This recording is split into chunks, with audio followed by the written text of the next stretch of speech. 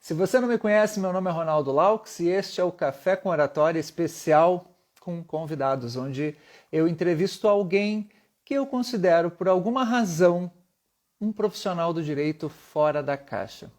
Nossa convidada de hoje é a doutora Valéria, daqui a pouco ela chega aí.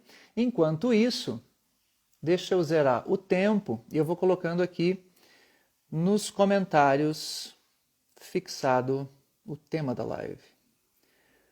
A confiança e a persuasão da doutora Valéria Silva. Ela já entrou, já vou te chamar, doutora Valéria Silva. Deixa eu colocar aqui nos comentários. Buenas.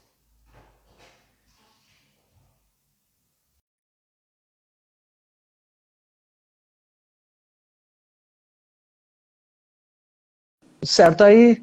Olá! Olá! Você me escuta bem, Oh, sem eco, direitinho? perfeito! Te vejo, te escuto, tudo certinho. Ai, que Seja bom, que bem-vinda. bom. Obrigada. O prazer é todo meu. Agradeço o convite.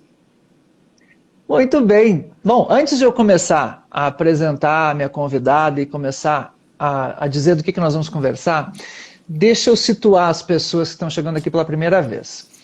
Essa live, ela tem o objetivo, como eu estava falando no início, de modelar alguém que eu considero fora da caixa, um profissional do direito que seja fora da caixa. O que é um fora da caixa? Fora da caixa é alguém, muita gente me pergunta, o que seria fora da caixa? É alguém que consegue ter resultados na advocacia e que constrói esses resultados, constrói esses resultados de um modo diferente do que o convencional faria. Eu digo que muitos que se formam em direito acabam ficando aprisionados dentro da caixa. E enquanto aprisionados, acabam não conseguindo nem desenvolver a sua advocacia. E aí eu falo muito sobre comunicação. Uma das razões de você conseguir sair da caixa é você se comunicando. Então eu sempre trago um profissional que tem alguma peculiaridade, ou no assunto que ele trata, ou no modo como ele divulga o seu assunto nas redes sociais, como por exemplo nas redes sociais, ou porque ele tem uma atuação muito forte como professor, enfim, diferentes modos de se fazer o trabalho de profissional do direito. Então, você é uma profissional fora da caixa e eu te encontrei nas redes sociais, eu disse, quero conhecer a Valéria. Aliás, eu já vou dispensar aqui, se você não se importa, eu vou dispensar aqui direto o doutor, a doutora, Ai, eu tá? agradeço. Beleza? Ótimo, maravilha, dispensamos Eu esse negócio. agradeço. Não, Que aqui aí já nós estamos fica. em intimidade, sem Isso, formalidades. maravilha. Nós estamos nos conhecendo agora, assim, pessoalmente, online, mas o lance, claro, a gente conversou rapidamente, assim, por direct, essas coisas todas, mas é melhor, né? Sempre é mais fácil, Claro. porque o meu objetivo é modelar. E modelar, para quem não sabe o que é extrair o teu comportamento, entender como é que funciona o teu comportamento para que as coisas deem certo para você. Em PNL, nós chamamos modelagem uma espécie de extração das estratégias mentais, emocionais e comportamentais de alguém que é uma referência em alguma área. Então, Valéria, começando do começo, me conte. Você olhar para o seu perfil no Instagram, eu vou encontrar lá uma advogada que trabalha com família e sucessões. A primeira pergunta que eu te faço é: o que te chamou para essa área? Da onde veio a ideia de ir para aí? Acho assim, vamos começar lá na graduação?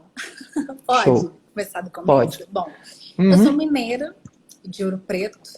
Eu estudei numa cidade chamada Conselheiro Lafayette, fica muito próximo da minha cidade, numa faculdade bem renomada, antiga, pontual de lá, bem tradicional no direito. E eu decidi, lá do colégio, eu descobri o amor pelo direito. E aí eu coloquei, não, eu vou ser advogada. E trabalhei toda a minha estrutura para fazer direito. Passei no vestibular, comecei a fazer faculdade. Na graduação, eu apaixonei pelo direito empresarial. E aí né, sempre tive esse olhar voltado para o direito empresarial. Tanto com os professores, tanto quanto as matérias, eu sempre me voltei. Tanto que na minha época chamava monografia, né? Que hoje chama TCC. Eu fiz voltado para contratos, justamente por esse olhar pelo direito empresarial. E aí, eu não fiz estágio em escritórios, trabalhei sempre no Tribunal de Justiça de Minas, seja no Juizado Especial, e depois eu fui trabalhar no Ministério Público. E quando eu formei, mudei de cidade e comecei a trabalhar em escritórios empresariais. Então, fiquei muito voltada no meu olhar para isso. Fiz pós-graduação em Direito Público, depois eu queria trabalhar com leilão, né, com licitações, então voltei meu olhar. Mas a vida, ela vai tomando o seu curso, né, dentro do olhar. A gente vai entrando dentro de um funil.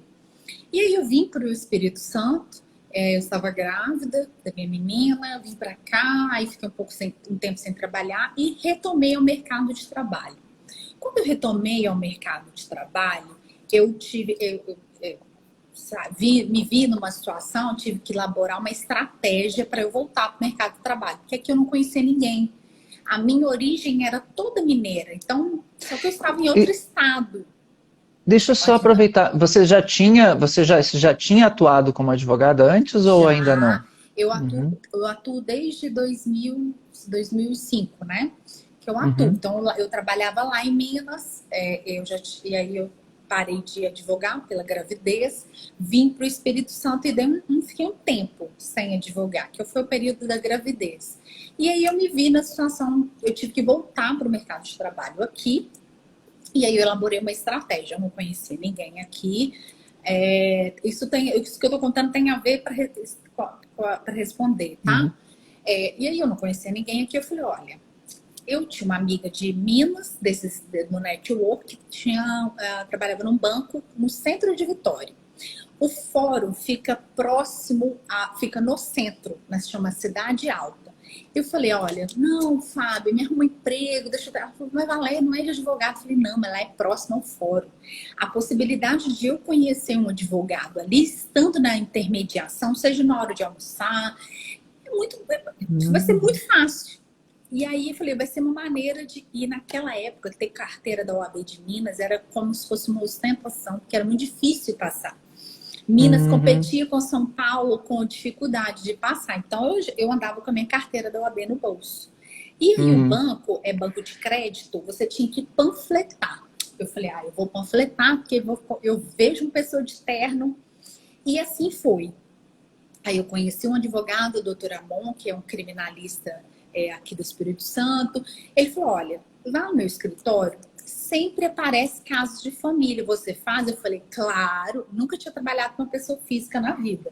Mas a ocasião faz ladrão, não é mesmo? E aí eu peguei e falei, não, vou. Claro, doutora Amon, obrigado pela oportunidade.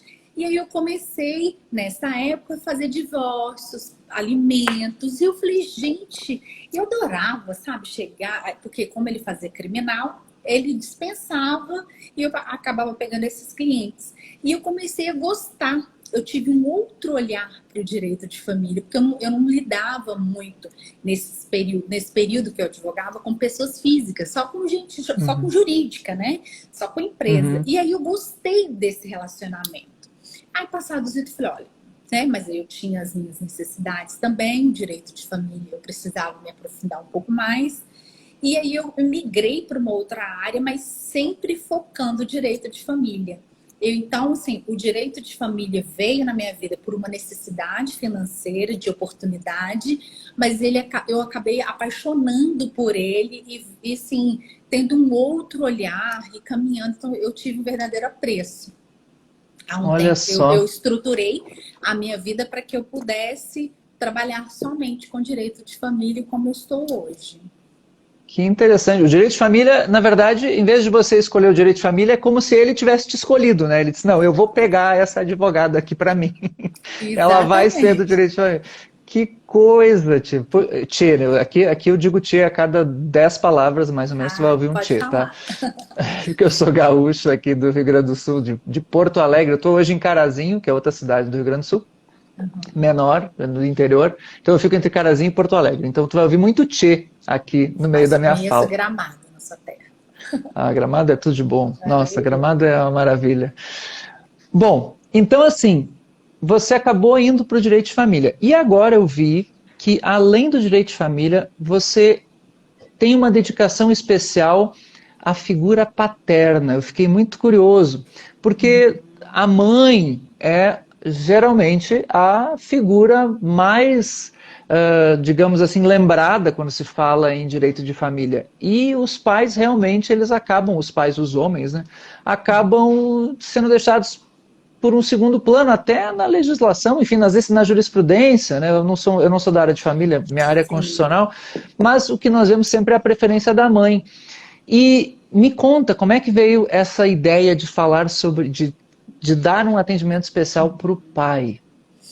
Conto. Então, né, comecei a trabalhar e aí o que eu percebi na prática é justamente isso. Eu talvez por um propósito, destino, né? Eu acho que nada é por acaso.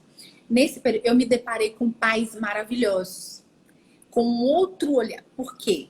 Nós temos um pré-julgamento sobre homens e pais ultimamente. Nós colocamos todo mundo no mesmo balaio. E existem homens maravilhosos, tá? Porque a frase que eu gosto muito de dizer: todo pai é homem, mas nem todo homem é pai. Então, nós temos duas figuras muito importantes aí. E aí, eu sempre, a boa parte dos meus clientes são homens, e eu consigo ver na situação prática essa realidade, esse massacre. Nós estamos vivendo um verdadeiro massacre da figura masculina. E isso sempre me incomodou muito, porque eu me deparava com clientes tão honestos, íntegros, que não compactuam com essa vertigem social. E, desculpa. E passados a isso, eu fui detalhando. Eu falei, não, é como se eu peguei mesmo, falei, não, eu vou mapear essa realidade. Então, assim, eu tenho clientes mulheres e tenho clientes homens. Mas só que quando tem a figura masculina, eles têm um outro olhar. Não existe. Eu falo, gente, não é possível que eu tenha. Eles têm uma verdadeira dedicação. Eles têm interesse sim, só que eles sofrem muito. Eles sofrem com pressão social e com pressão judicial. Porque justamente hoje a supremacia da mãe e da mulher é quase que absoluta. E aí não sobra a essa figura o direito de defesa justa. Então, diante dessa realidade, eu me posiciono hoje dessa maneira. Eu aqui não, eu gosto, você está me dando uma oportunidade ímpar de esclarecer. Não é um ataque, eu não desqualifico a figura feminina, hora nenhuma, e nem desqualifico a figura materna. Eu estou dando acolhimento aos pais e homens que são verdadeiros alicerces e que eles precisam ter justiça, porque não existe, Ronaldo, em nenhum lugar na lei que diferencia, que dá à mãe privilégios. Existem na prática por uma realidade triste de que realmente existem o número de crianças abandonadas, de fatos negativos são grandes, mas existem também nessa leva vários pontos que podem mudar esse quadro. Então, meu objetivo é mudar todos os cenários. Quando eu faço o acolhimento judicial desses homens e desses pais, eu beneficio quem mais importa nesse cenário, que são os filhos, a família, Porque não é porque tem um divórcio que não, acabou a família dentro de uma estrutura. A família é uma instituição e ela precisa ser protegida. Então, quando Uhum. essa posição que eu dou de acolhimento a este homem, a este pai, é justamente com o objetivo de mudar os índices. Que os índices não são bons de violência doméstica, de abandono, de violência familiar. Olha o cenário que nós estamos vivendo. Eu falei assim, gente, essa live foi um momento crucial, muito pertinente, porque justamente pela nós precisamos voltar a olhar para essas pessoas, para os pais. Nem toda eu até fiz um post essa semana, né, na minha rede, que nem todo pai é carrasco, mas também nem toda mãe é boa. Então, assim, não é para essas pessoas que nós temos que focar. O nosso trabalho como advogado familiarista é proteger a criança, sim, e a instituição familiar. Mas é um divórcio, doutor. Não, você protege a instituição familiar através de estimulando uma convivência harmoniosa, através de técnicas pacíficas de conflito. Então, assim, essa decisão que eu tomei é baseada na minha prática. Então, eu estou utilizando a rede social para me posicionar e para chamar a atenção de algo que é real. Isso não é fictício, eu não tenho intenção. E eu vejo uma coisa, sabe uma coisa que me incomoda muito? Quando as pessoas vão se posicionar em relação às mães e às mulheres, não é valorizando o papel. Repare para você ver, é sempre atacando e diminuindo uma figura tão importante nas relações familiares. Sim, Porque, sim, verdade. que é um alicerce. Nós precisamos, a antropologia explica muito bem isso. Qual é o papel que um pai, que uma mãe, que um homem, que uma mulher tem na sociedade, né? No meio em que nós vivemos. Então, não é diminuindo ou excluindo ou eximando esses papéis que nós vamos tornar uma sociedade melhor. Então, quando eu volto o olhar, não, vem cá, sabe? Vem cá, vamos sentar, vamos conversar. E não simplesmente que essas pessoas sejam instigadas a não valorização da instituição familiar.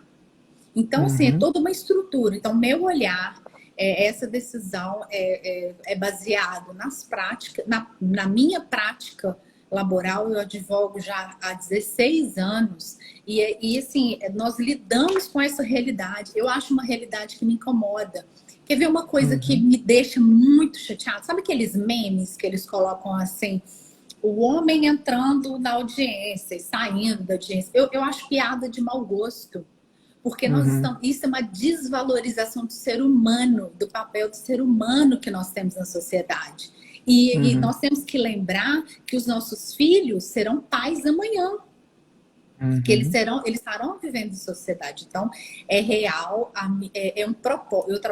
Eu escolhi mesmo esse segmento como propósito para que eu possa, com a minha cota de participação, fazer diferença na vida de pessoas que realmente precisam.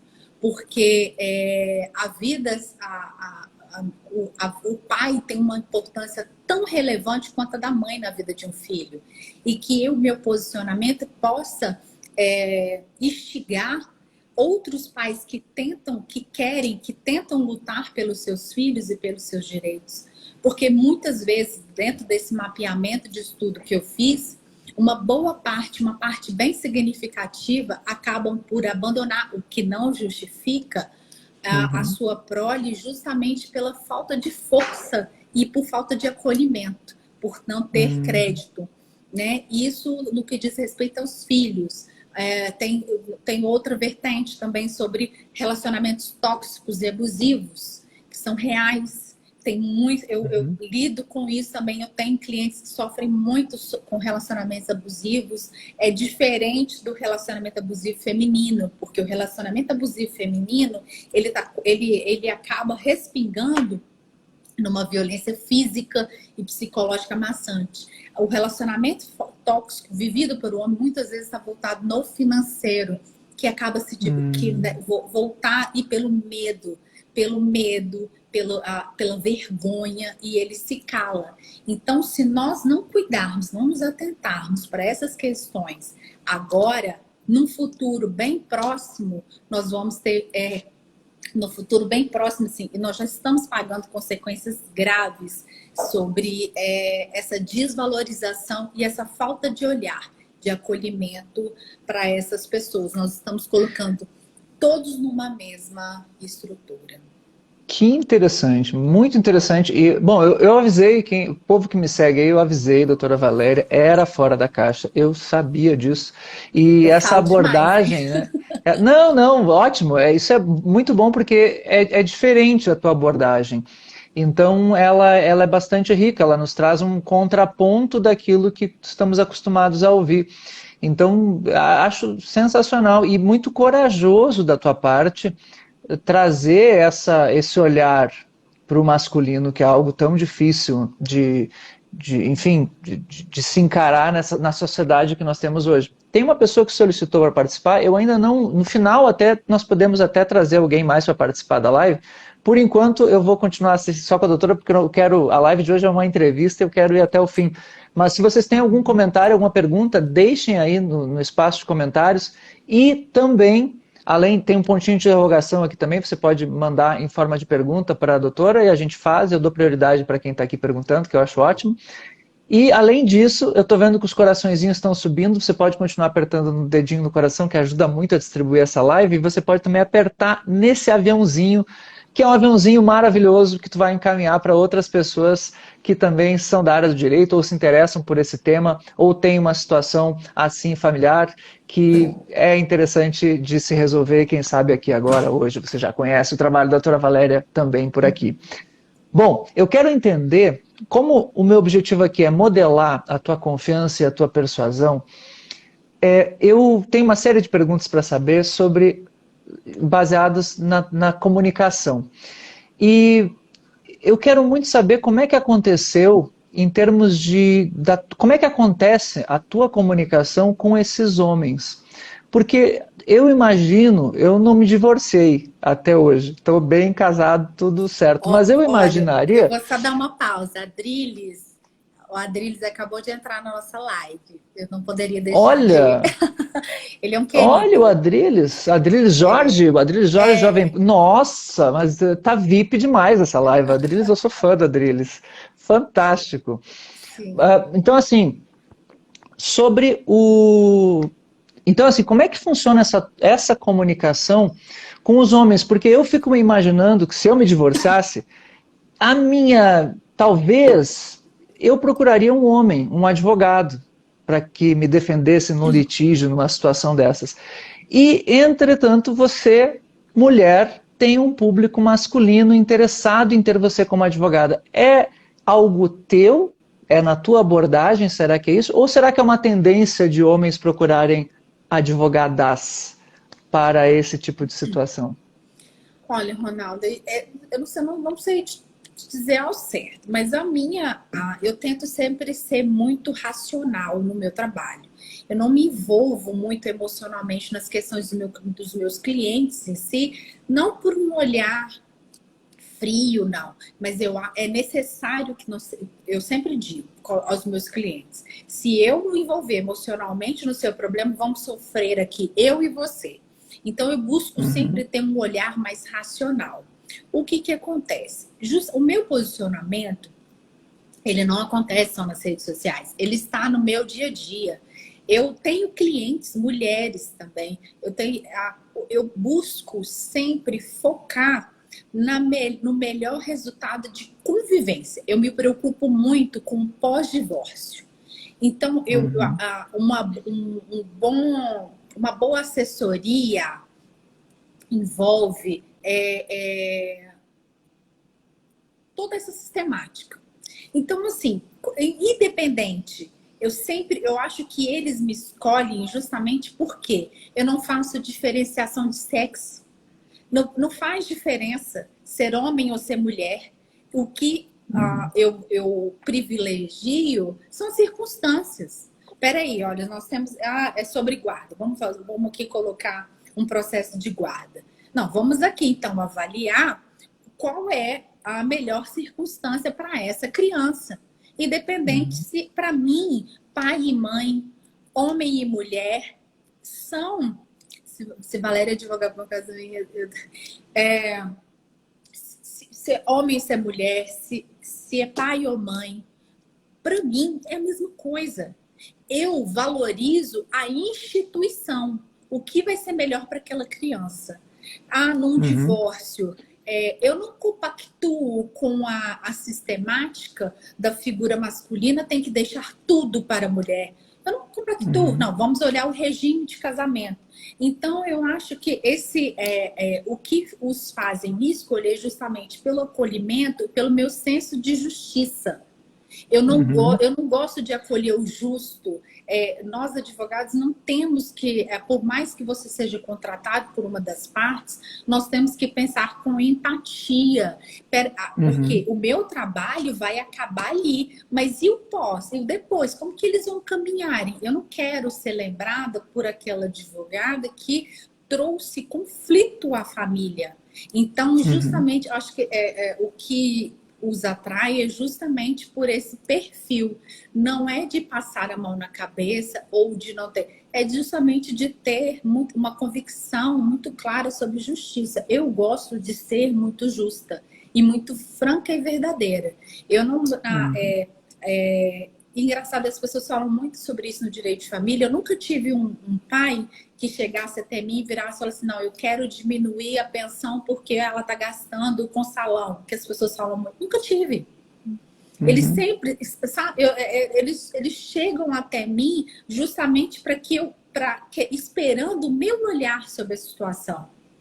Querendo que eu, através do meu trabalho, que eles possam melhorar a relação com a família, a relação dentro daquela estrutura. Então, assim, o que eu tô te falando é baseado no... Eu tô até falando um pouquinho devagar, porque eu tô tentando lembrar justamente esses comentários. Então, é baseado nisso. É o meu foco, a minha estrutura de trabalho.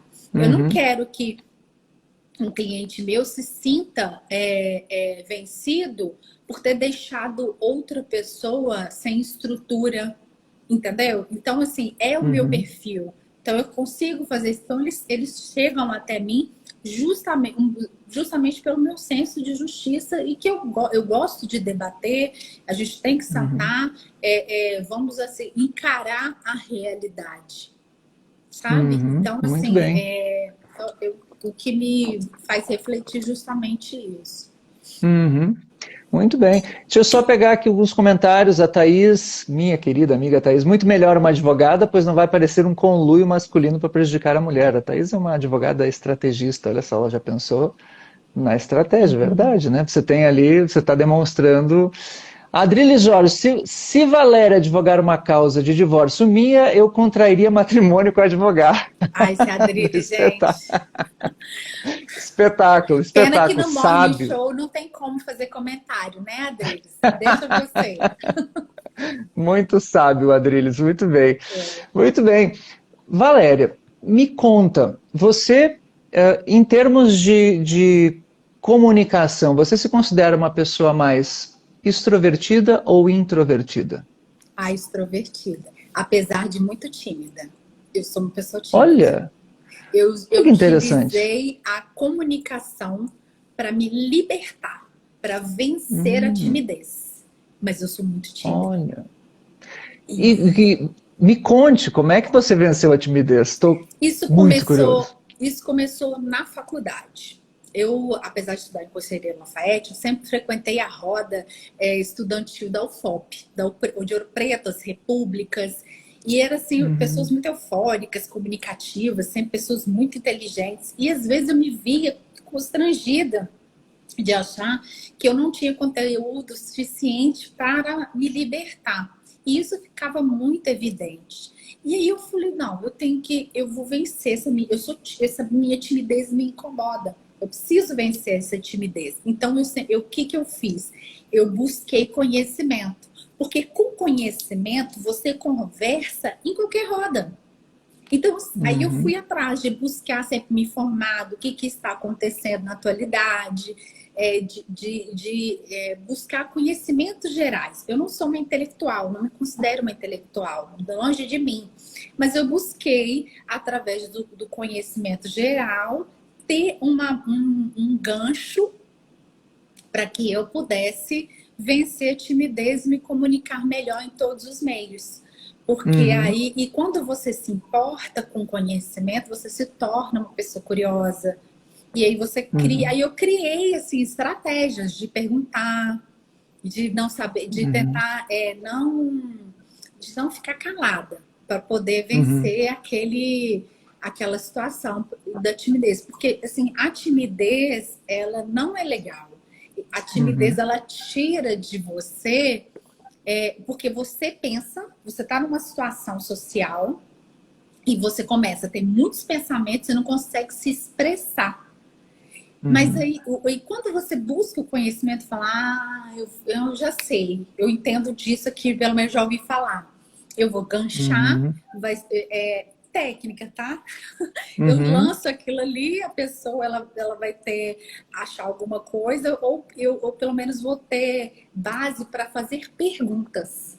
E aí eu fui vencendo. Então eu busquei me comunicar para vencer a timidez mesmo. E tô indo vencendo, tá?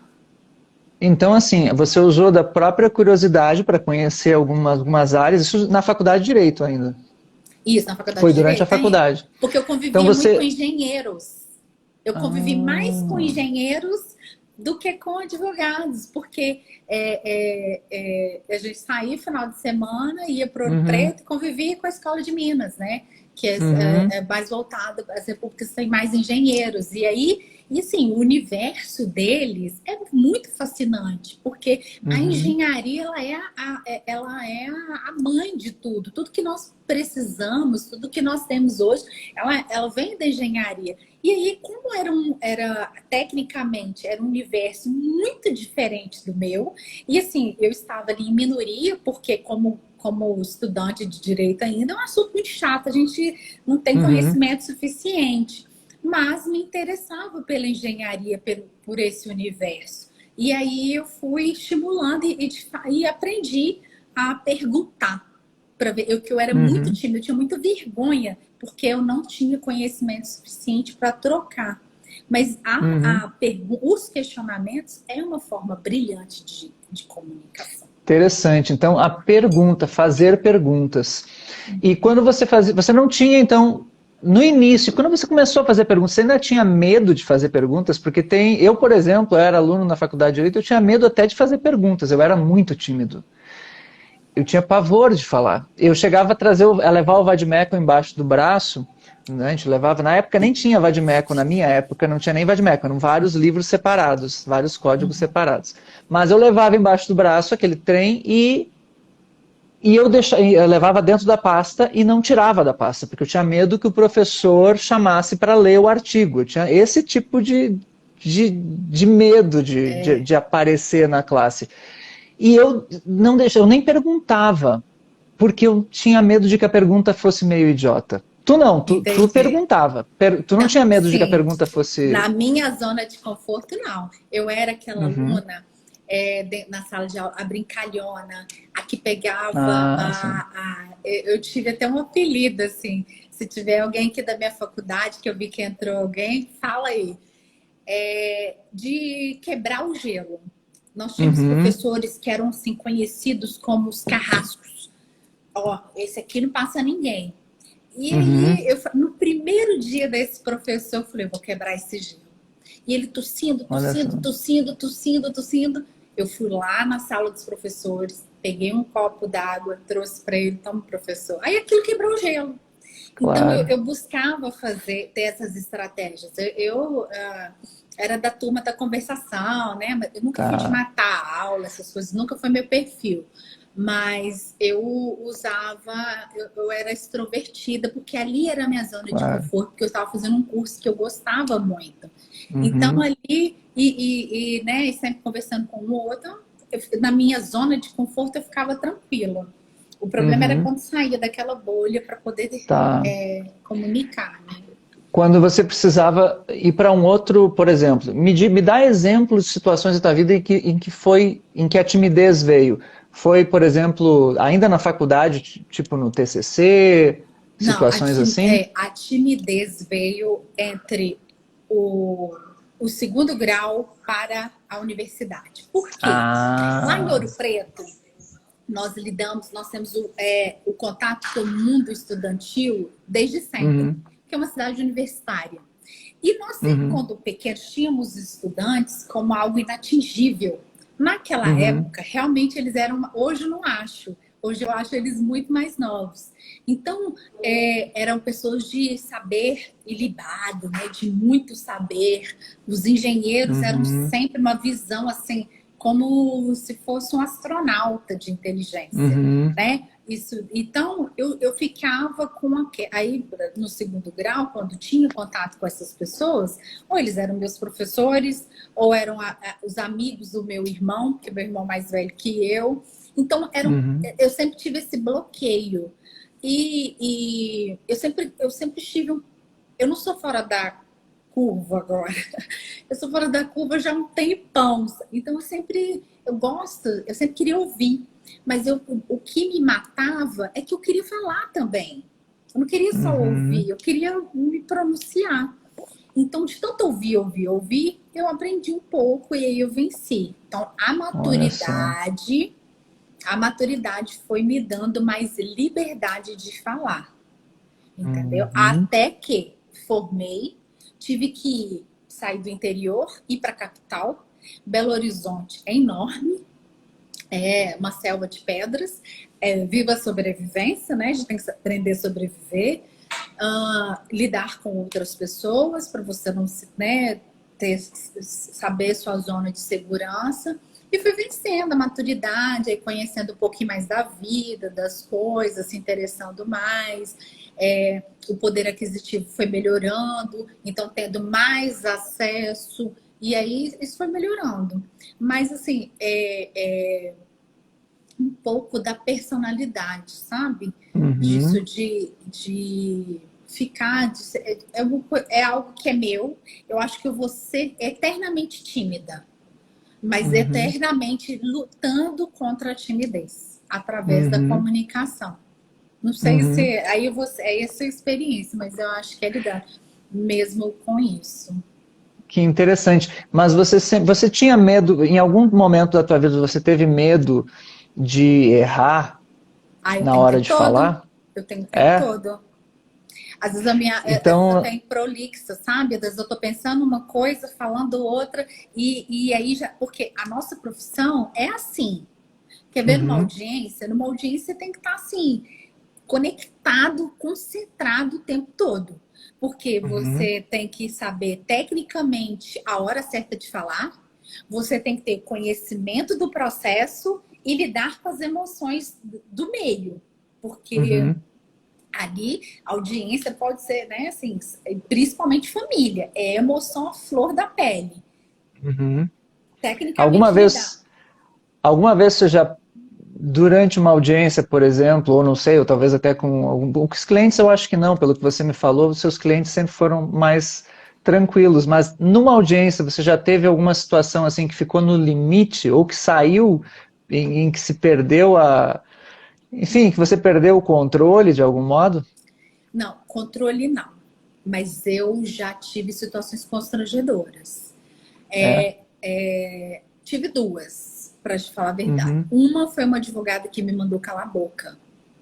E Nossa. ali eu tive um controle emocional e racional tão grande. Isso assim é inesquecível. Eu lembro que era um juiz que tinha acabado de chegar assim, na comarca, sabe? E era uma audiência de instrução e julgamento, bem assim, tinha mais de 5 testemunhas esperando lá fora para serem ouvidas. E a colega, ela se descontrolou muito, Uhum. porque era uma situação litigiosa muito séria, não envolvia filho nem nada, era questão patrimonial mesmo. E aí ela se descontrolou. E no descontrole dela, para tentar me abalar, ela foi desrespeitosa. Só que quando ela foi desrespeitosa, eu acabei focando tecnicamente. E nesse focar tecnicamente, ela prejudicou o cliente dela, porque ela passou despercebido uma situação e que ele acabou sendo condenado e teve que pagar honorário de sucumbência. Então, assim, aí a partir daquele dia mesmo, assim, eu falei, gente, como eu dei mais valor de concentração ainda a uma audiência. Sim. Eu sempre, aí vem outra técnica de timidez. Como eu sou muito tímida e a audiência é uma coisa que é uma situação que nós estamos, que o seu conhecimento é colocado à prova para quem conhece, porque uma coisa você está numa reunião onde ninguém tem conhecimento jurídico, vamos assim dizer, você está ali no controle porque você conhece, tem um outro controle e jogo de interesse. A audiência não, a audiência é conhecimento. Você tem que ter técnica. Não adianta fingir. Você não pode ir para uma audiência fingir que sabe. E como e aí vem a timidez, essa luta de eu sei o que tem que fazer, mas é aqui agora mesmo. Então, eu tenho até hoje o friozinho na barriga. Eu acho que o advogado que fala, que não sente frio na barriga na hora de fazer uma sustentação oral, na hora de fazer uma audiência, tem é excesso de segurança. Porque, né, ali você está numa situação que você está colocado à prova. Então, eu busco sempre concentrar muito. Não marco nada naquele dia. A audiência, para mim, é uma coisa única. Não marco nada. Sabe, tento ter uma boa noite de sono. Pode ser audiência de conciliação. Eu vou concentrada. Pode ser uma mediação. Eu vou concentrada. Por quê? Porque já teve situações de mediação que a princípio ia ser uma coisa boba, eu fiquei 6 horas. Tu vê. E é concentração o tempo todo ali, você pensando, raciocinando, focando, ligado ali. Então tem que concentrar muito. Eu não dou descrédito à audiência. Sustentação oral. A minha primeira sustentação oral foi no Tribunal de Minas. Que o Tribunal de Justiça de Minas é um monumento. É um monumento. E, assim, é enorme aquela coisa, sabe, de filme. É o Tribunal de Justiça de Minas. Olha, eu suava, aquilo vinha consumindo, e eu treinava, falava pro espelho, aí eu falava, não vou mais, vou na carga e na coragem. Foi decepcionante a primeira vez, porque eu falei, ninguém tava prestando atenção. Eu falei, gente, eu não sou uma boa contadora de história, porque sustentação oral é para bons contadores de história. Que ali você não é o momento para ficar dando aula, é momento de convencimento, né? Então, assim, não é uma coisa... na minha prática, como hoje eu estou fazendo mais direito de família, pouca coisa, uma coisa ou outra acaba sendo necessário fazer sustentação oral. Mas é muita técnica, né? É técnica, assim, na sustentação oral eu vejo que é para quem tem, talvez, um conhecimento de copy, sabia? Você é uma coisa que tem que trabalhar. Porque eles têm mais do que saber. Eles não querem saber artigo de lei, eles querem se sentir convencidos. E aí é que tá. Olha só que interessante. Eu vejo isso como um dos maiores problemas de quem... Eu dei aula na faculdade de Direito por 16 anos. E eu vi muitos alunos saírem da faculdade, virarem advogados e terem dificuldade para falar, tanto para falar em público, para dar uma palestra, quanto para fazer uma sustentação oral, fazer audiência muitas vezes. Alguns não vão para a prática nunca. Por quê? Porque tem uma dificuldade incrível de contar histórias. A parte da petição do direito, eles estudam a doutrina e tal, e fazem, estudam a jurisprudência. Agora, contar os fatos é uma das coisas mais importantes que tu pode fazer para defender um cliente. E contar os fatos é narrar uma história. Então, e eu vejo como a dificuldade que o advogado jovem, não só o jovem, mas o advogado, de modo geral, tem, de conseguir falar numa linguagem simples e objetiva os fatos, porque a partir dos fatos, dessa narrativa clara, que tu vai pensar ali para o desembargador, no caso, na sustentação, o direito. E eu vejo a mesma coisa com professores, os melhores professores, pensa comigo, Valéria, pensa se os melhores professores que você teve na faculdade não eram aqueles que davam melhores exemplos, aqueles que traziam mais exemplos da vida real, exemplos práticos, mesmo às vezes um exemplo inventado, mas um exemplo que fosse claro. E o que era o exemplo que a gente gostava tanto de ouvir, que prendia a nossa atenção? Uma história. Um exemplo é uma historinha.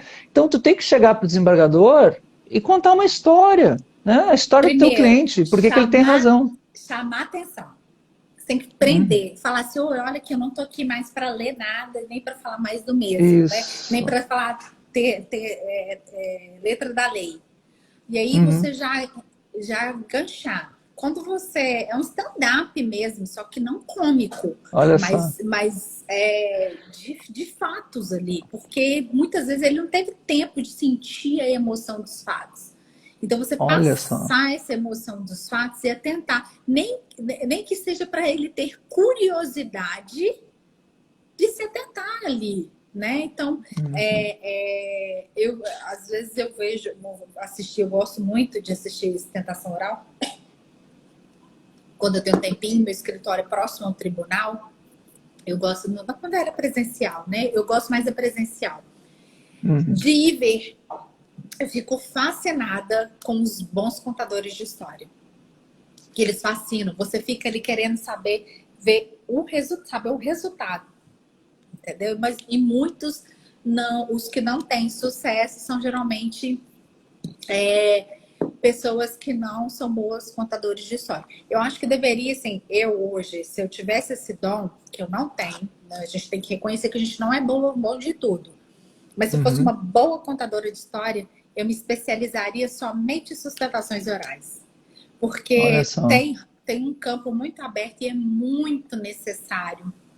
Principalmente no mundo corrido que nós vivemos hoje, né? Com certeza, com certeza. E tu vê, para treinar isso, o grande lance é fazer o que eu chamo de uma oratória fora da caixa. Você precisa treinar, as pessoas precisam treinar falar com outras coisas, sobre outras coisas, que não só de direito. Quanto mais você treina falar sobre diferentes assuntos e improvisar, mais tu fica flexível para contar histórias. Se eu pegar um bom pregador, um pastor, tá, e der para ele o que ele tem que fazer lá, né? Ó, tu pega e conta o direito e conta o que ele vai ter que sustentar na frente de um, de um desembargador. Um pastor faz bem feito. Por quê? Porque ele vai contar a história. O pastor, ele conta história. Ele vai levar emoção. Isso aí, levar emoção. E pensa, como é que a gente vai ter emoção em alguma coisa se a gente só lê doutrina? Doutrina é muito chato. Se eu vou ler só doutrina, mesmo a jurisprudência é chato. A linguagem é muito chata. Se eu ficar assistindo sessões do STF na TV, que passa, né?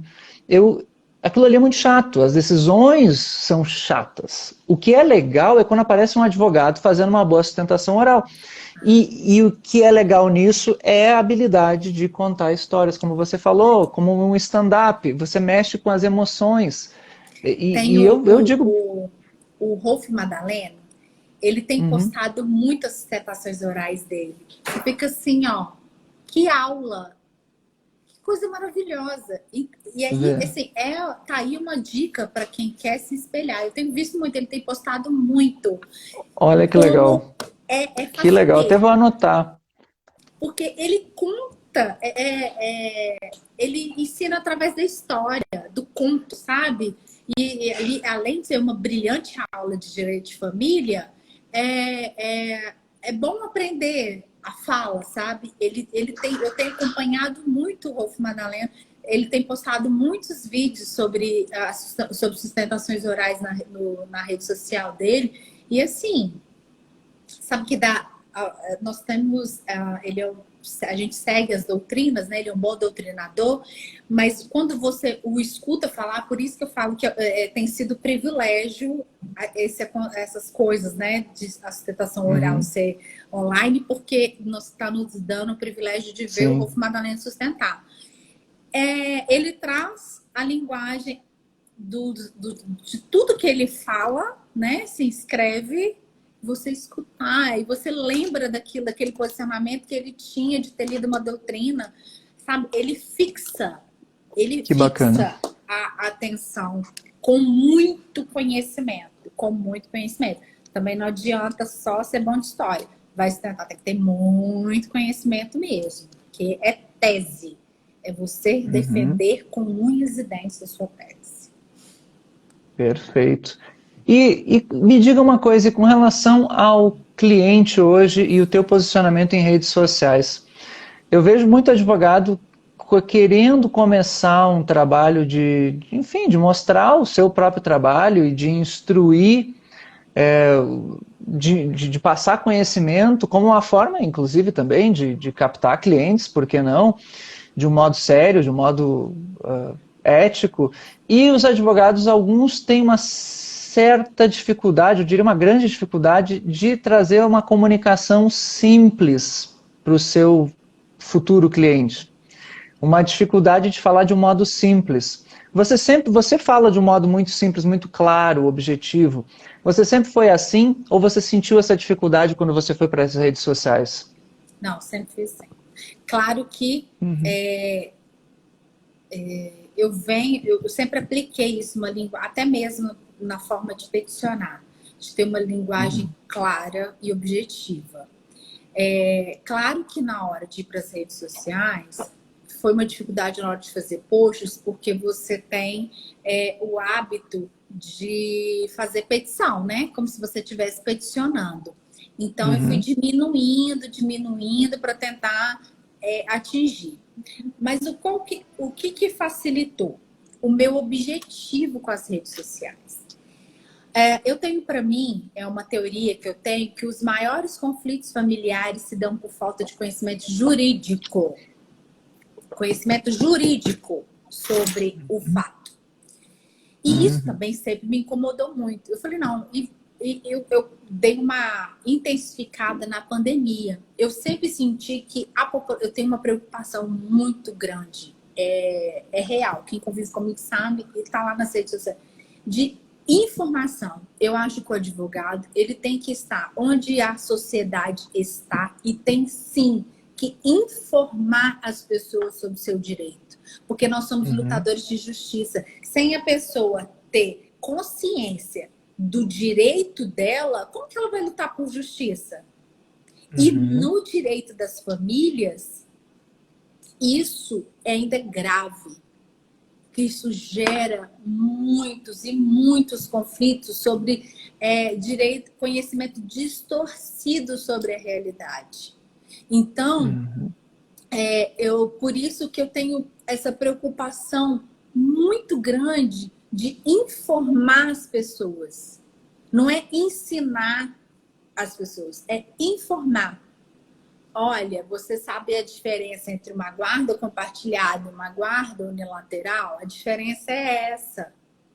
Para que se um dia, mesmo que naquele momento ela possa não estar passando por aquele conflito, mas que lá na frente ela fala, lá na página da doutora Valéria, ela falou o que é guarda compartilhada. Deixa eu ir lá. Fonte de informação.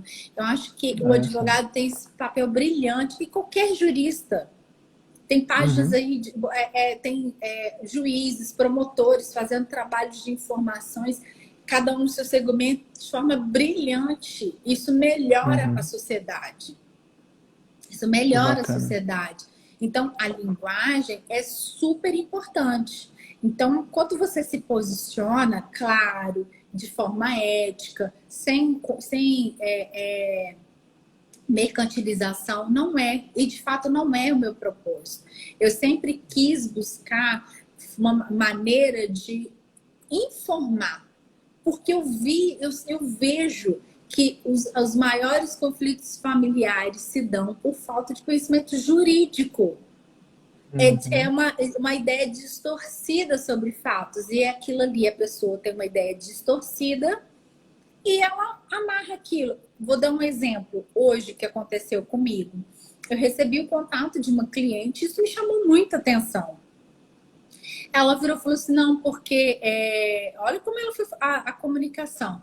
Ah, porque um divórcio amigável, quer dizer, ela já não utiliza, olha aí, ela não sabe o que é consensual. Consensual é termo Vou, técnico para vou ela. te pedir, vou te pedir que tu volte um pouquinho, porque deu uma travada aqui não sei se para todos, ao menos para mim, eu não peguei o Ah, início. tá. Você estava falando da cliente e travou. Isso. A cliente entrou em contato comigo, melhorou?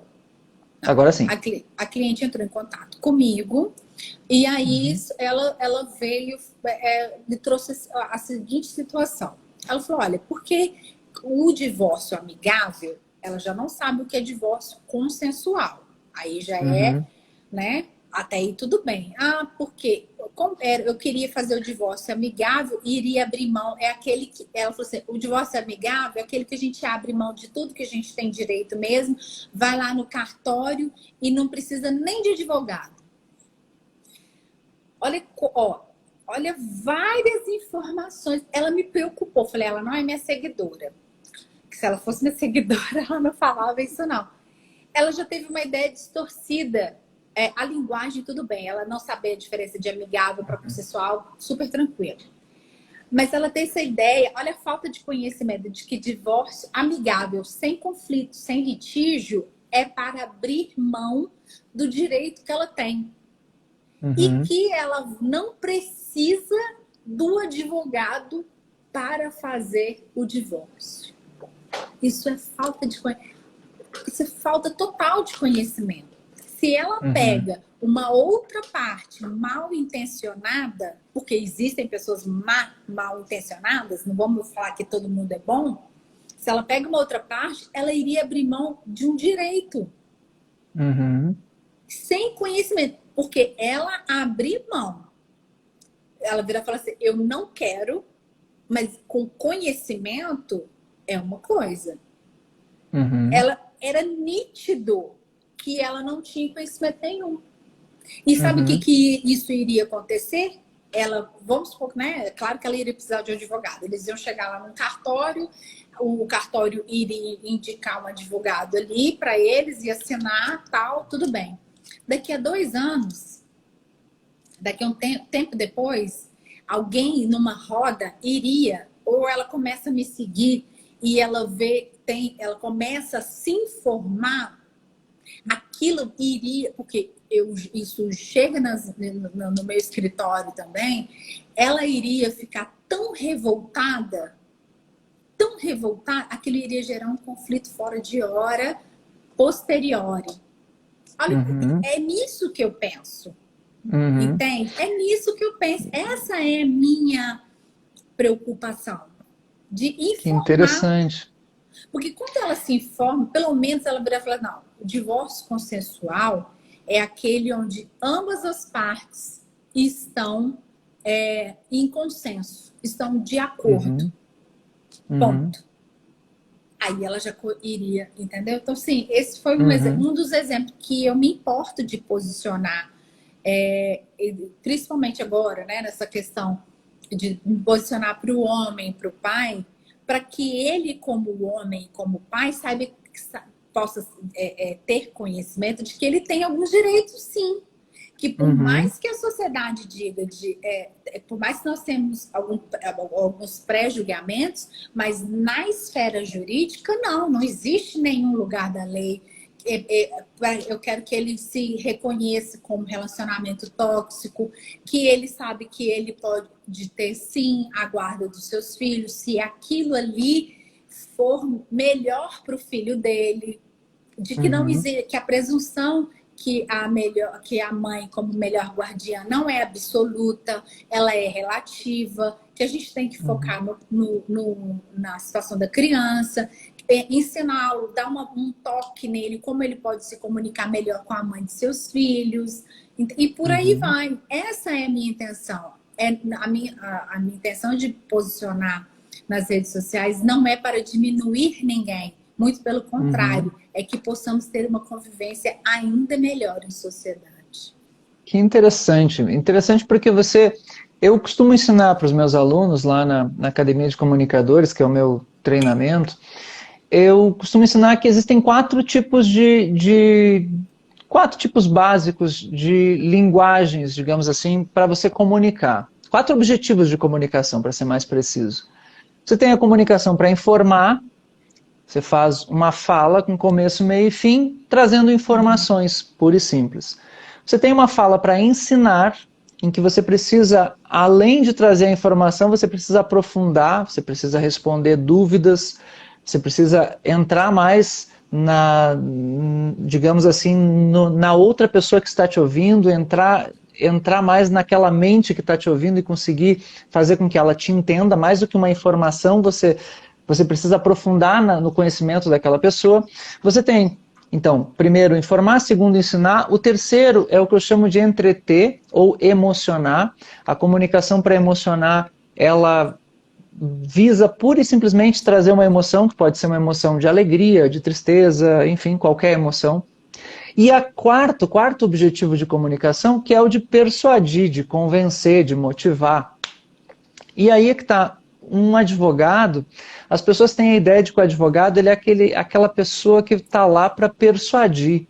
Mas muito além disso, você me mostra aqui, e na nossa conversa, nós percebemos que na persuasão você precisa ao mesmo tempo emocionar, porque você precisa ter na sua fala um modo de chamar a atenção para aquilo que você quer, né, para o teu objetivo de persuasão. Você precisa mexer com as emoções do outro. Ao mesmo tempo, você está me mostrando que você usa as redes sociais para trazer informação. E além disso, você ensina o seu cliente. Você acaba se tornando uma espécie de professora na hora em que ele está buscando o teu auxílio. E ensinando como uma maneira de propor alternativas, não só litigiosa, mas uma alternativa de conciliação. Isso é muito bonito de se ver, essa tua preocupação com o cliente, né? E de um modo geral até com a sociedade, uma preocupação com a família, não só com o cliente, mas com a família de um modo geral. Isso é muito legal. Claro, porque muitas vezes eu adoro, sabe o que eu adoro? Receber fotinhas dos meus clientes no final de semana.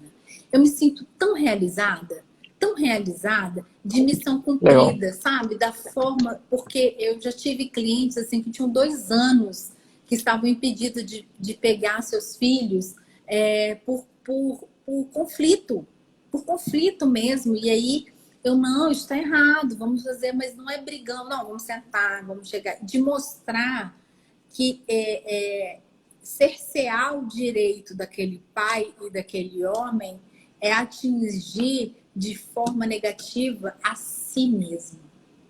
Uhum. Porque se o pai do seu filho está mal, você vai ficar mal. Você está criando uma pessoa, um ser humano com ausência. Eu tenho ações de abandono afetivo e são poucas situações me emocionam. Abandono afetivo eu seguro. Porque você sente a materialização da dor da ausência. Então, isso é ruim. Então, é justamente para combater isso que eu pego na mão desse pai e falo, vem aqui que nós vamos lutar junto. Mas não é combater o combate. Não, nós vamos mostrar, eu vou te tornar uma pessoa melhor. Você não vai desanimar. Tudo isso que eu tô falando aqui fala que eu falo dos clientes, se tiver algum aí vai confirmar. Eu pego na mão e falo, nós vamos te tornar uma pessoa melhor. Você não vai desistir de lutar pelos seus filhos. Aí muitos mandam, eles passam a ter esse tipo de linguagem. Eu não vou abrir mão do meu filho. Não, você é a mãe do meu filho. Eu te respeito. Eu incentivo todos a darem presente no Dia das Mães, porque é a forma como você está ensinando seu filho a respeitar a mãe. Não é embate. Então, de respirar fundo, de manter melhor comunicação. Eu não tenho casos de agressão, eu já tive que fazer defesas por falsas denúncias, mas clientes meus que são agressivos, abusivos, não. porque eles se sentem acolhidos, eles abaixam a guarda e passam a viver de uma outra estrutura. Sabe, de chegar, não, então muitos chegam até me falar, mas eu posso pegar dia de semana? Claro que pode, é um ajuste, porque fica naquela figura maçante de que o homem é só para prover, é só para prover. Eu não tenho casos aqui no meu escritório de revisão de alimentos para diminuir, porque o pai não quer, só por causa que não tem como. Mas eu vou fazer, eu vou dar um jeito, eu vou oferecer de outra forma. Então, a gente consegue melhorar. Porque, às vezes, a situação... Quando você fica sem moral, entre aspas, você se ausenta, porque o homem ele tem essa tendência de não se envolver mais em conflitos. Ele se distancia. Ele traz para si problemas graves. Então, se ele tem alguém que acolhe e o instrui, e essa é a função do advogado, de assessorar, ele consegue sim reverter esse quadro. E o que mais me fascina ainda são as mães também mudarem a forma de comunicação. Então, assim, eu não sou contra, eu sou mãe solo. Então, eu aplico essas técnicas na minha convivência. Eu tenho as minhas diferenças com o pai da minha filha, mas que nenhuma delas atinge a minha filha. A minha filha hoje, se ela vai fazer uma prova de matemática, eu nem estou sabendo. Ela liga automaticamente para o tio dela, que é engenheiro, e para o pai dela. Ela joga na doação, pai, ó, me ajuda. Por quê? Porque o que está demonstrado com isso?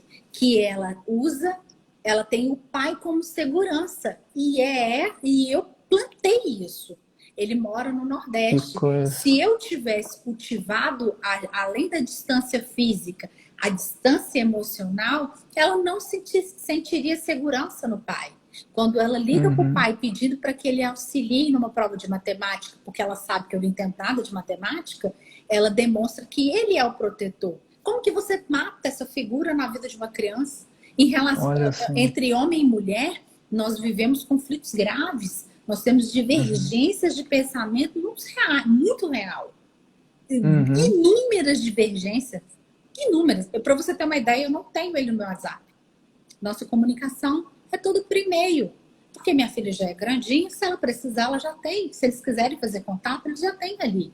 Mas isso, a prática demonstra. Então, assim, esse mapeamento que eu faço do homem e do pai, eu aplico na minha vida. Ela não é que legal. real. Deixa eu aproveitar. Há quanto tempo vocês estão divorciados?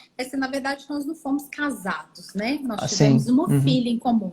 Então, se nós tivemos um relacionamento, então nós temos essa filha. Mas, assim, sem contato, muitos anos. Minha filha era bebezinha, né? Sim. E a sua filha tem quantos anos? 12 anos. 12.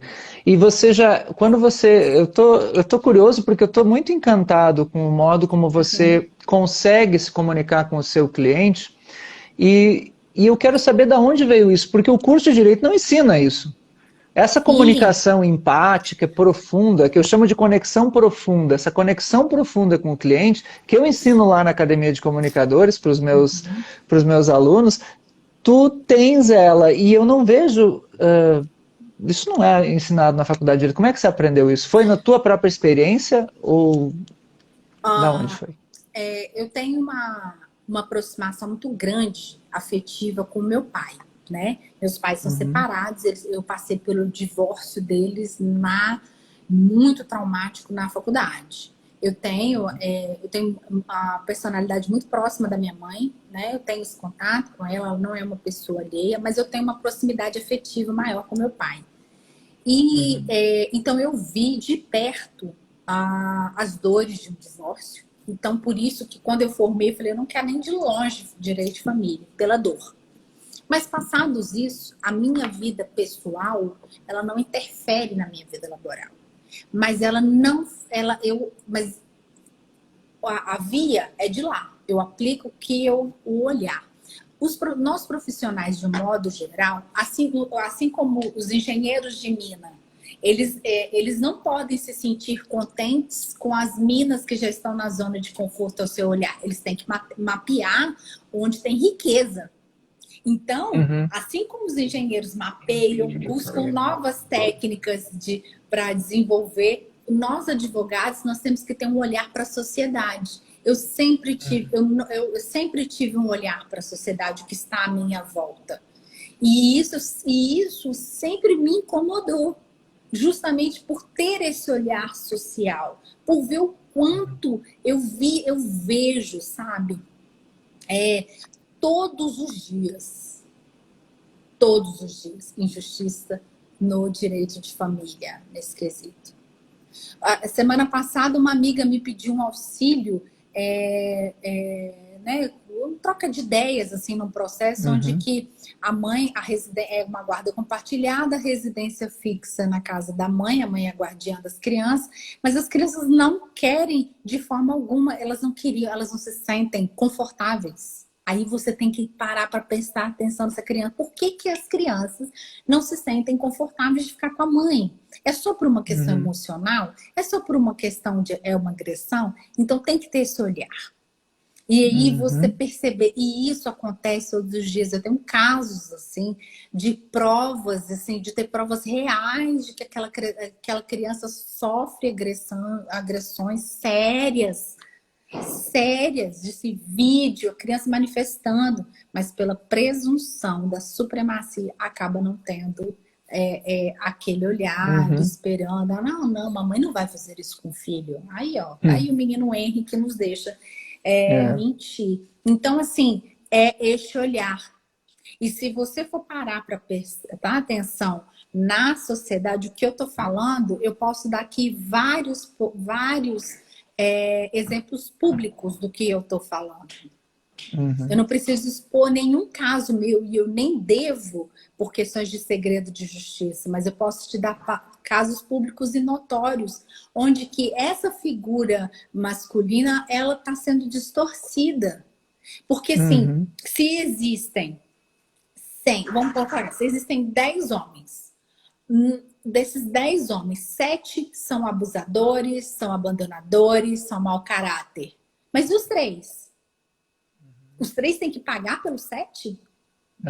Então, se o que eu falar, se tiver, sei lá,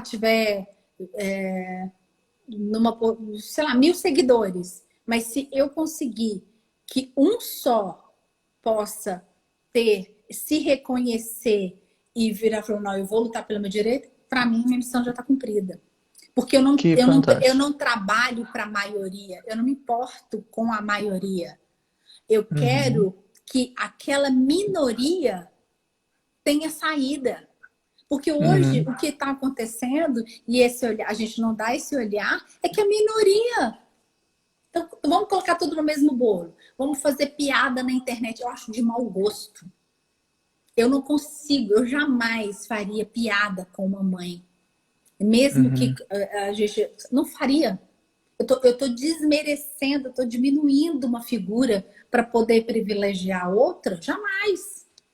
Então, o meu olhar é voltado para a minoria mesmo. Não vou mentir que existe muito. Só que quando eu falo para a minoria, eu posso atingir aquele cara que assim, a mãe da minha filha, sei o que tá fazendo salão, né? Eu posso atingir aquele que pensa diferente porque ele vê o outro tendo acolhimento. Isso pode acontecer. Não é fazendo piada, chacota, ridicularizando que eu vou atingir. E inúmeros homens que sofrem abusos, que sofrem relacionamento tóxico, têm vontade. Eu tenho amigos que a gente insiste, não sai dessa, você vai conseguir. Entendeu? Que a gente legal. precisa ser mais empático. Isso é muito bonito. Eu sou muito fã dessa abordagem. Inclusive, eu acabei fazendo, por interesse pessoal mesmo, curso na área de constelação familiar, enfim, terapia sistêmica. Eu acho é uma realidade que para você é tão natural e é tão simples, de que o vínculo entre homem e mulher que gerou uma criança, ele é eterno, né? Ele não é um vínculo que se acaba. Esse vínculo ele vai existir, por mais que tenhamos outros relacionamentos, outras famílias até, mas aquele vínculo ele não pode ser destruído. E esse é é um vínculo familiar que não, para além do direito, ele é um vínculo amoroso que deve ser perpetrado, né? Muito legal, gostei muito de te ouvir, Valéria. Nós já estamos aqui há 1h15 falando, e eu preciso encaminhar para o fim isso aqui, senão nós vamos até a meia-noite, sei lá até que horas. Eu quero só, antes de terminar, primeiro eu vou fazer um convite para quem está aqui assistindo até agora a live. Quinta-feira eu tenho um webinário, que é o webinário Oratória Fora da Caixa para Profissionais do Direito. Ele é 100% grátis. As inscrições estão no link da minha bio, então você entra ali no link da minha bio, se inscreve, que é quinta-feira às 8 horas. O webinário, eu vou explicar nesse webinário qual é a caixa que eu tanto falo, que aprisiona grande parte dos acadêmicos de direito, dos profissionais do direito, de advogados, de concurseiros, que os prendem em termos de comunicação e que fazem com que esses profissionais não consigam falar com confiança e persuasão. E eu vou ensinar nesse webinário quais são os 7 passos para você desenvolver uma comunicação confiante e persuasiva. Lá, 8 horas da noite, quinta-feira. Então, vá no meu link da bio, se inscreva, você que está acompanhando essa live ou que está vendo a gravação, é agora, na próxima quinta, dia 15. E eu, antes de ir embora, eu só preciso fazer uma pergunta para ti, que eu quero saber... Eu vou me inscrever, eu quero. Será uma honra você estar lá. Nossa, vai ser uma maravilha. E eu tenho uma pergunta, aliás, deixa eu só ver os comentários das pessoas, teve gente que escreveu aqui que eu preciso dizer, teve alguns aqui, Carlos... Se todos os advogados falassem numa linguagem acessível com o cliente, tudo seria mais fácil. O cliente não conhece os termos jurídicos.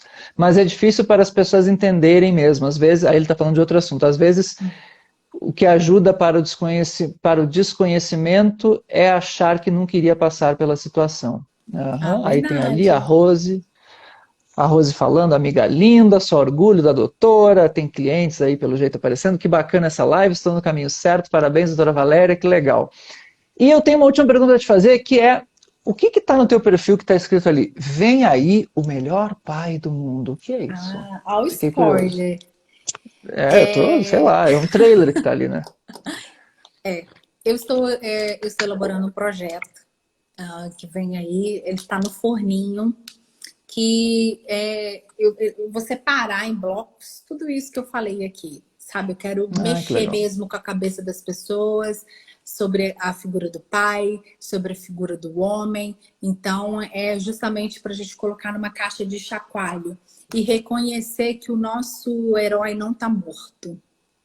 Olha só. Que tem muito, porque nós aprendemos sobre o pai herói. Então, que reconhecer que eu tenho o melhor pai do mundo, de alguma forma. Então, é um projeto voltado mesmo para a defesa do homem no direito de família, para falar sobre o pai, sobre todas as nuances, sobre os desafios, para trazer soluções, porque eu não gosto da posição sempre reclamadora, sempre de reclamar e não trazer soluções. Então, trazer soluções também, de acolhimento, alguns posicionamentos, algumas coisas que eu penso, eu tenho algumas teorias, até mesmo antropológicas, de soluções para a violência doméstica, e aí vou falar um pouquinho de tudo nesse projeto. Vai ser uma série de lives, de palestras, pode vir aí um livro. Então, assim, eu estou elaborando, mas ele vai sair. Quando eu coloco lá, é porque ele vem aí, ele precisa de uma sistemática, eu preciso preparar a audiência para o que vem aí. Que legal, Valéria. Olha, parabéns.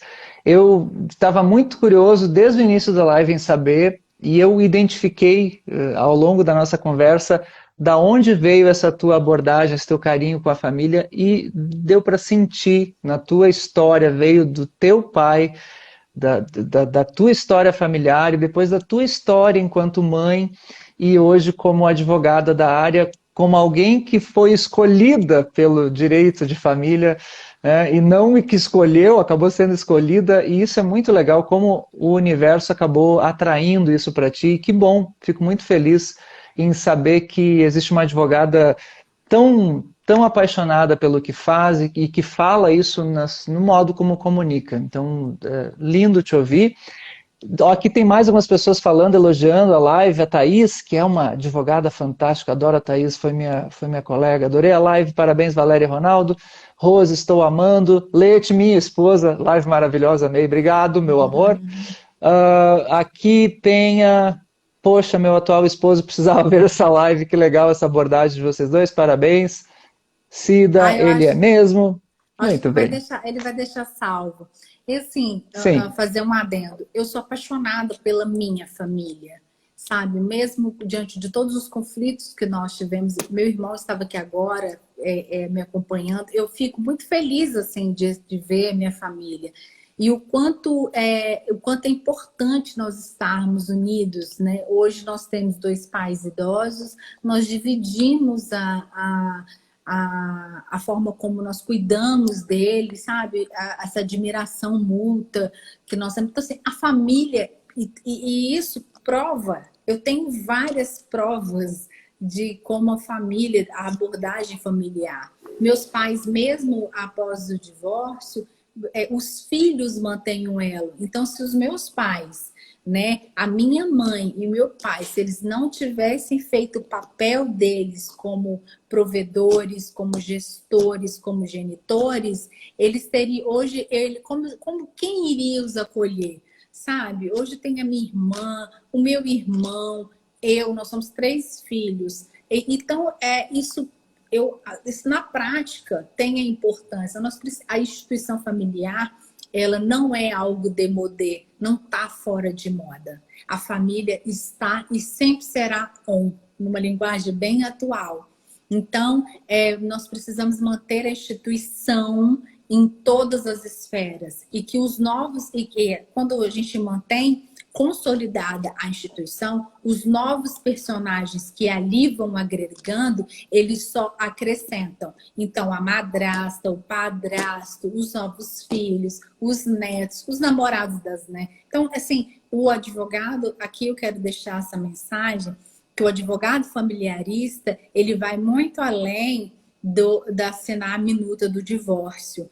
Ele tem que ter um olhar para a sociedade, ele tem que escolher um lado, ele tem que não é um lado, ele pode ter um olhar, mas pensando num todo. Então, assim, eu gosto mesmo do que eu faço, o que me atrai né, assim, a minha vida, a minha história pessoal, mas é mais a minha vida pessoal, a minha vida profissional que interfere na minha vida pessoal e que tem mudado e atraindo cada vez mais a instituição e valorando. Que Deus me dê sabedoria e que eu possa dar continuidade a esse legado que eu estou me propondo. Então, a sabedoria é a força do saber, né?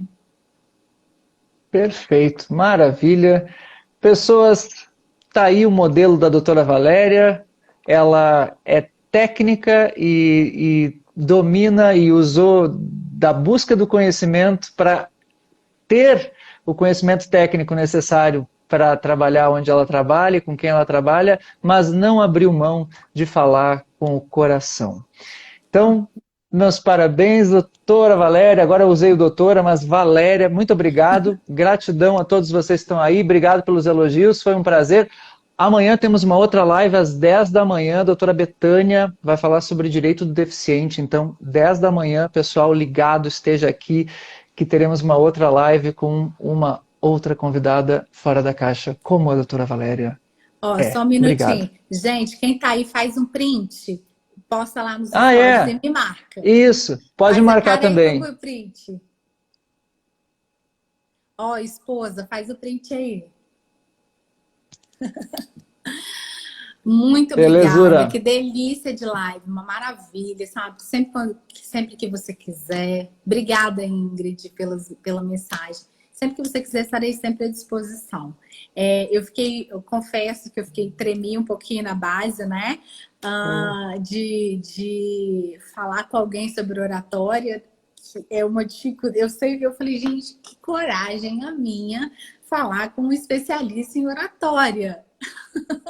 Mas eu falei, Capaz. vou utilizar das minhas técnicas e vencer a minha timidez. E cada dia mais eu vou vencendo um pouquinho. Ela não está superada, mas uma hora sai, uma hora eu vou vencer essa timidez plena. E te agradecer. Eu acho que você vai deixar salvo, depois se você puder Sim, me mandar para eu, que claro. eu quero guardar com carinho, porque eu amei mesmo, eu achei sensacional. Você é muito acolhedor, você deixa o seu entrevistado muito confortável, você é um excelente ouvinte, e eu aprendi aqui com você mais um pouquinho também sobre ouvir e ter esse direcionamento. E agradecer a todo mundo que esteve aqui, que aceitou o nosso convite de participar, e espero até a próxima. E vou já fazer a minha inscrição, quem está aqui faça também. Independente de ser advogada, não. Aprender a falar e ter persuasão serve para todo mundo. Beleza. Muito obrigado. Até a próxima, querido. Tudo de bom.